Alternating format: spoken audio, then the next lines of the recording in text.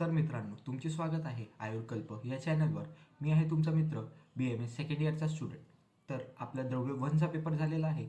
त्यात आपण रसवीर्य विपाक वगैरे लिहून आलेलो आहे. पण आता द्रव्य 2चा पेपर जो की 97 द्रव्ये इन्क्लूड करते, त्यात करायचं काय नेमकं? तर मग त्यासाठी मी याच्या आधी तुम्हाला 5 इम्पॉर्टंट असे द्रव्य PYQचे सांगितले होते. आता आपण वर्ग सांगूया की दीपन पाचन, ज्वरग्न असे कोणते द्रव्य असतात आणि एका एका याच्यातले मी 3 द्रव्य असे स्पेसिफाय केलेले आहे. तर हे आहे पुढचे.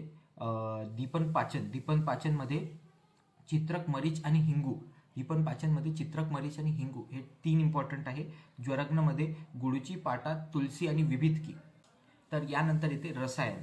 रसायन या कर्मामध्ये आहे आम्लकी, शतावरी आणि ब्राह्मी. हे 3 रसायन कर्म आहे. यांचे रसायन कर्म आहे. त्यानंतर येते मेद्यकर्म. मेद्यकर्मामध्ये येते ब्राह्मी, ज्योतिषमती आणि वचा. तर असे हे 5 वर्ग इम्पॉर्टंट आहे माझ्या पॉईंट ऑफ व्ह्यूने एक्झामसाठी.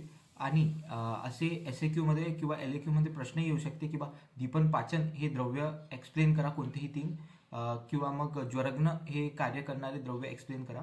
तर मग यातले मेन जे 5 हे आहेत वर्ग आहेत ते मी सांगून दिलेले आहे. तर थँक्यू.